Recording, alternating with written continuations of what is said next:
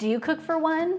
I've got 3 types of meals to make cooking for one so much easier, and I'm gonna show you what those are. Before I get into that, spoiler, we're not quite getting into it. What's new?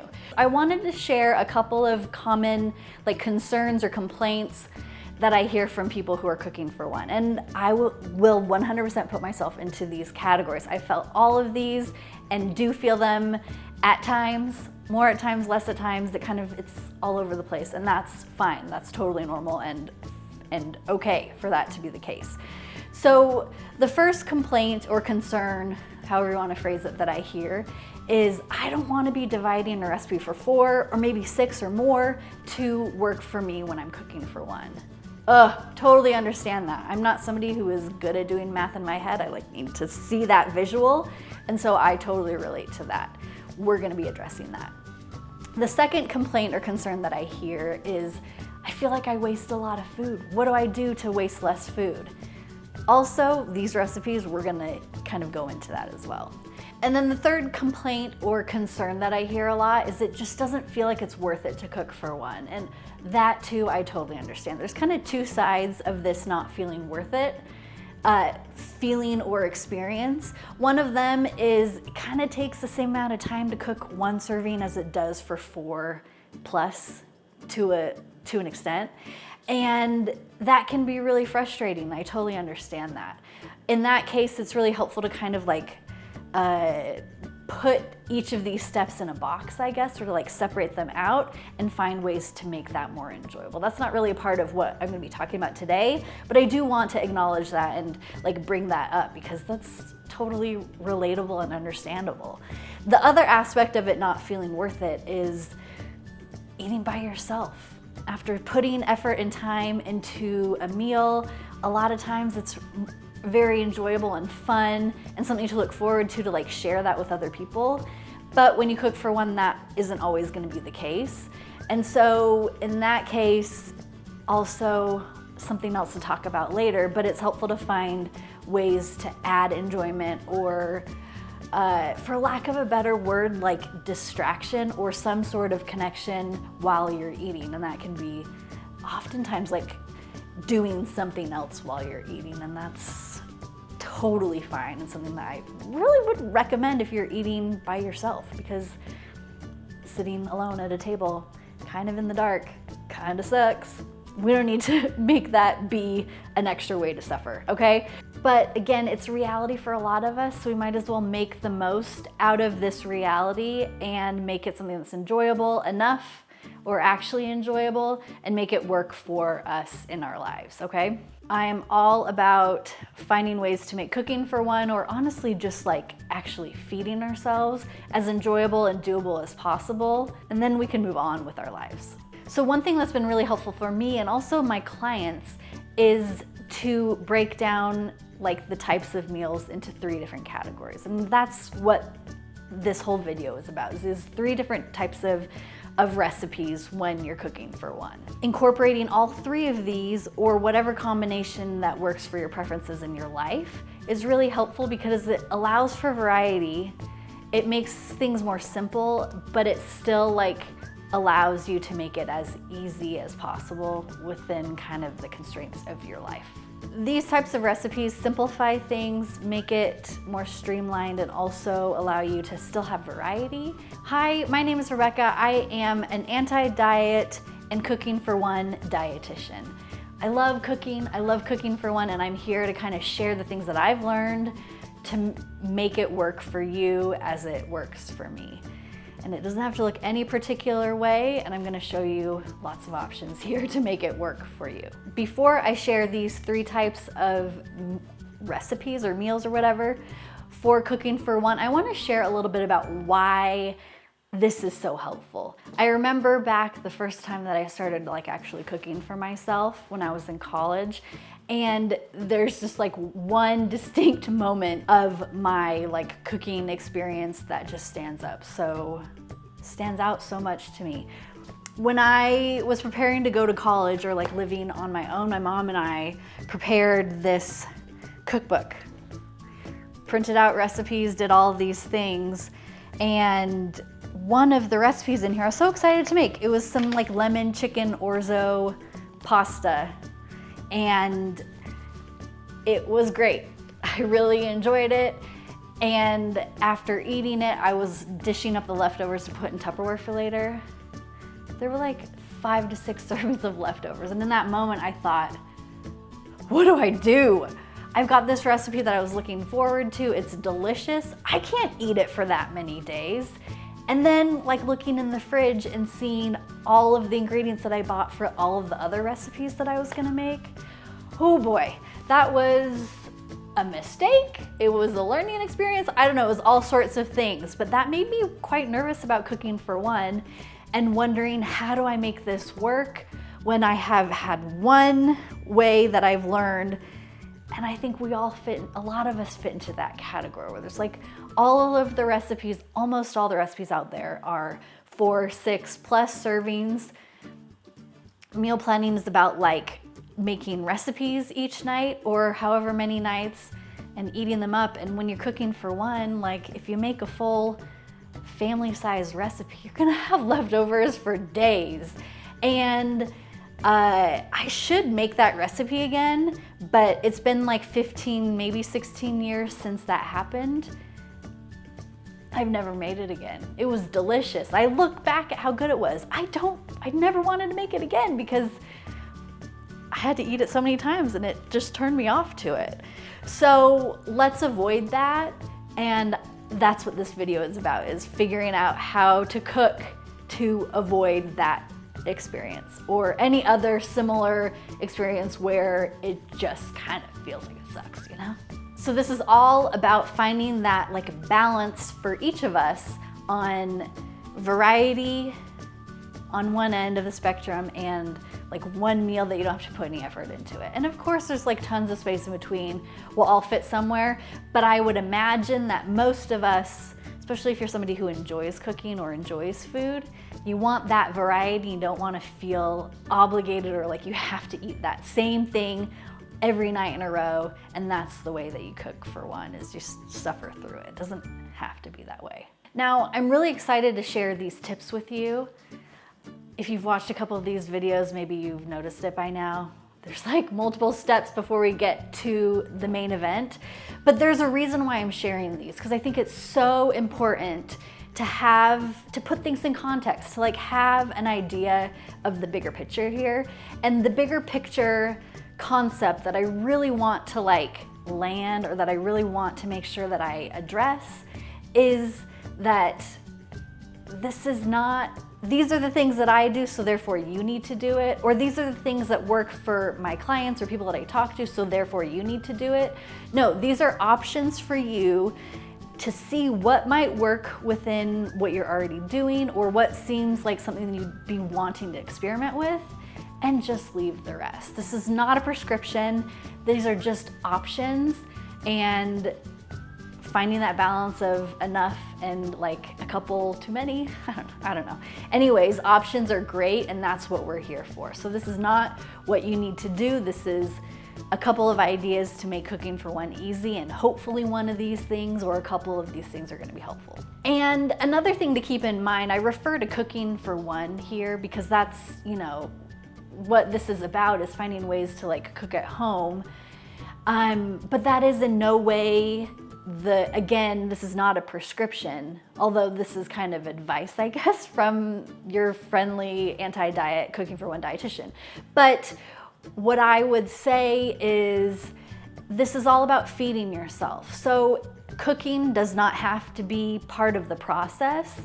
There's restaurants, takeout, there's like deli, there's prepared meals, whether it's frozen or like, I don't know, not frozen.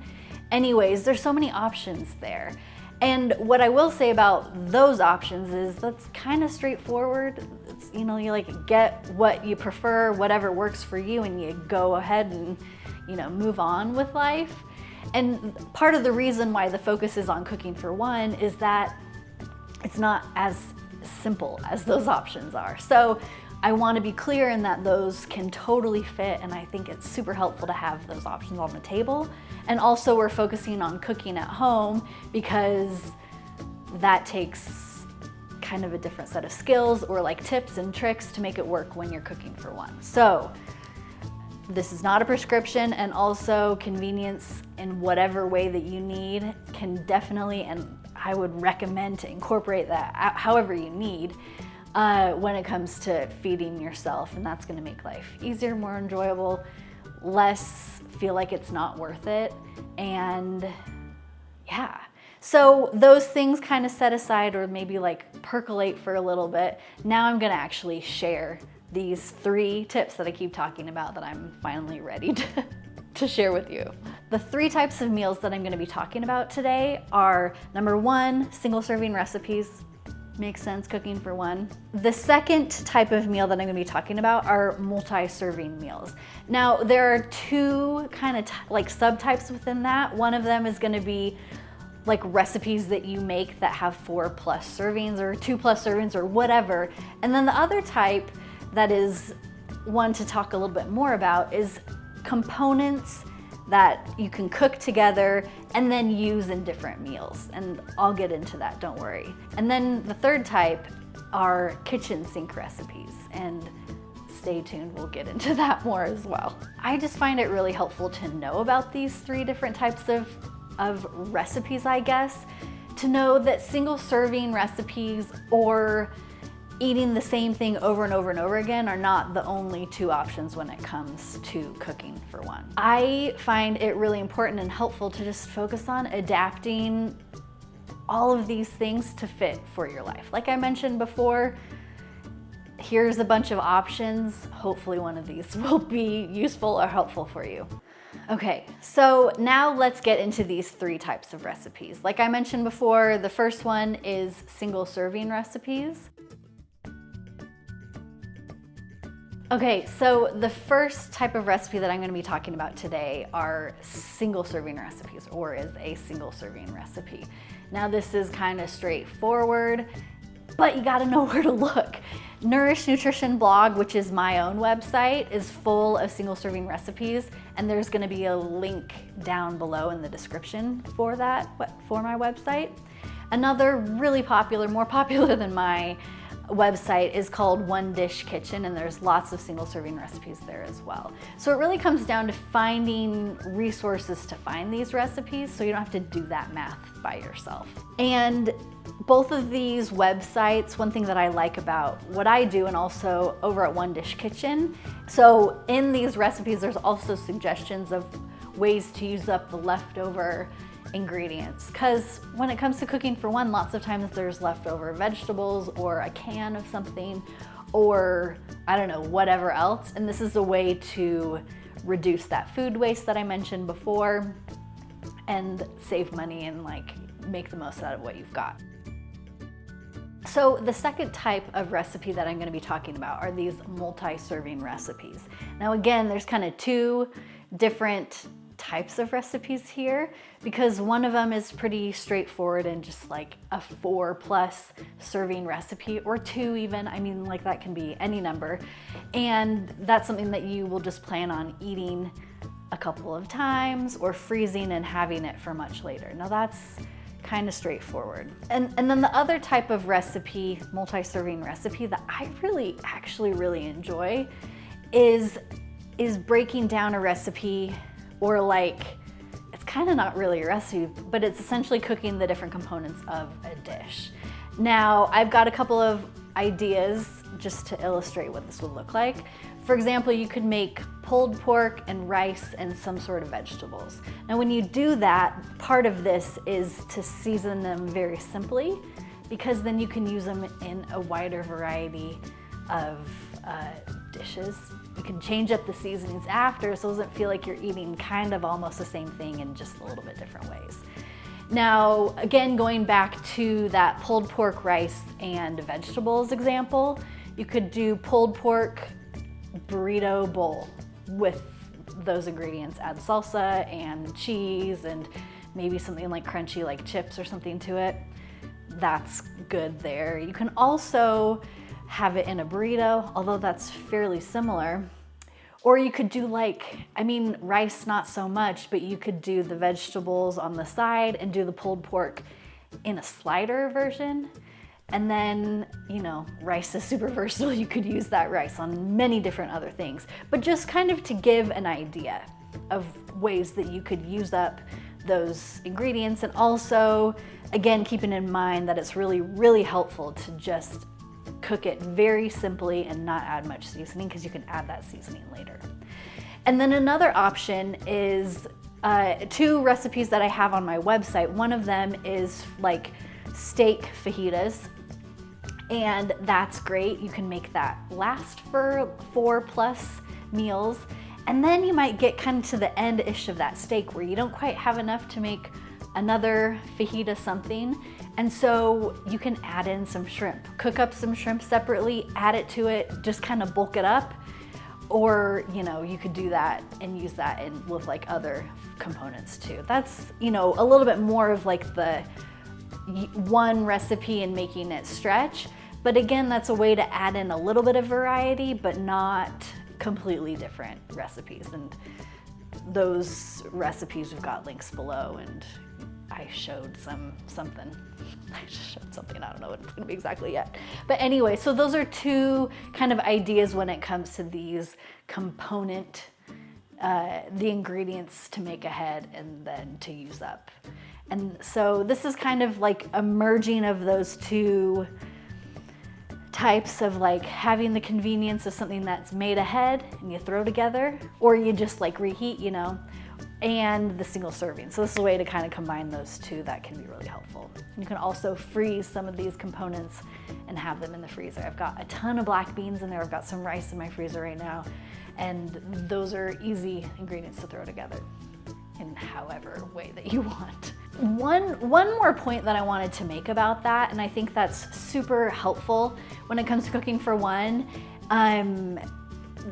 There was like the concern of it takes as long to make one serving as it does multiple, and utilize that. If you're making some of these basics, make extra. You can store them in the fridge for later or in the freezer and have them last a little bit longer.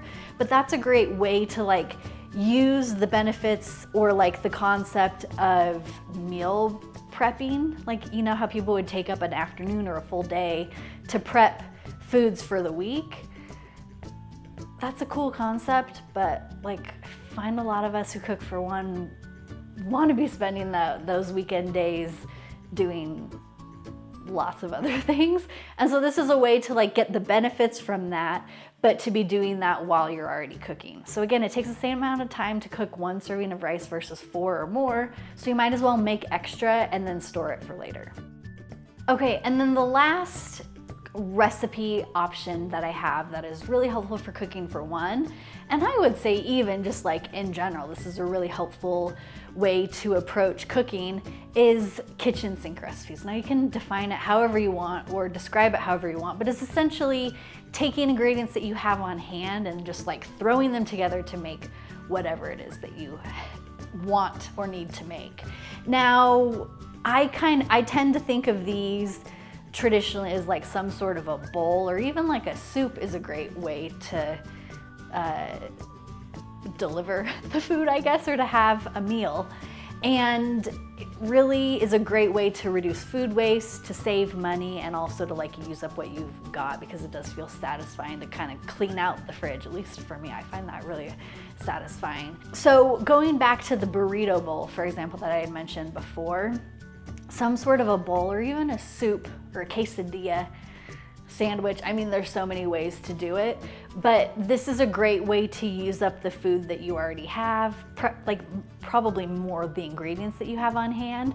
So you're using them up and not like throwing them out. This is helpful to reduce food waste, to save money, and to kind of like have a little creativity in the kitchen, because you might not have a recipe, and that's okay. When I decide on what to make for cleaning out my fridge, those recipes to make to kind of use what I've got, the first thing that I do is look to see what ingredient do I need to use up the fastest? What's starting to go bad?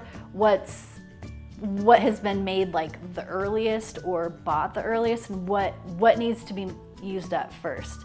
And then use that as a way to then like decide what else is going into it. So that can be literally anything, and I'm not even gonna give any direction there because it really just depends on like what it is that you've got in your fridge. But a lot of times these meals will have some sort of a grain or a starch. They've got some sort of protein and some sort of maybe like additional vegetables or sauce or whatever else. And some sort of a sauce is actually really helpful to add a lot of flavor in an easy way. So I would definitely recommend that. But it just comes down to like throwing whatever ingredients together. And if you're batch cooking, like I mentioned before, and making rice or protein or vegetables or whatever ahead of time, and you've got them seasoned really simply, like you can just throw whatever you've got together and then add some sort of a sauce, whether it's like a dressing or like a cheese sauce going with that burrito bowl concept or whatever else to add in flavor.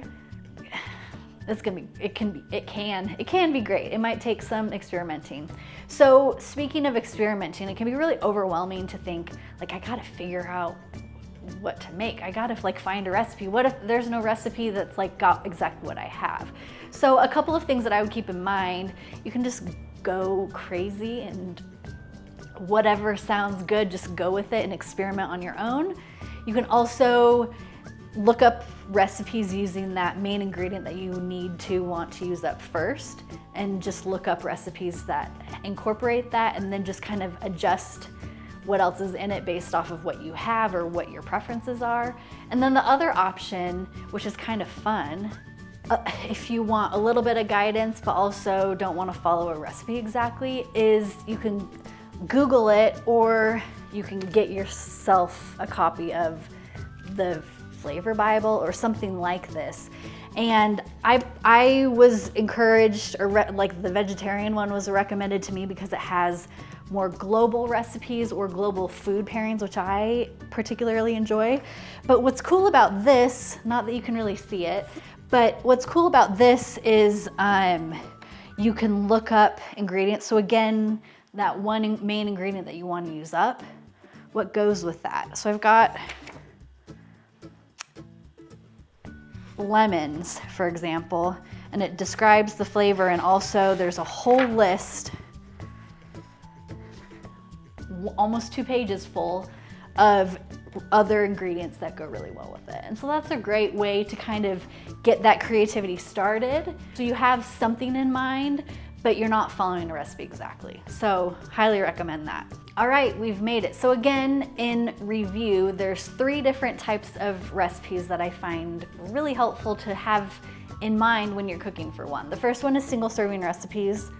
Obviously 1 serving, great. The second one is like multi-serving recipes, and that can be 1 dish that you make that you'll have for leftovers.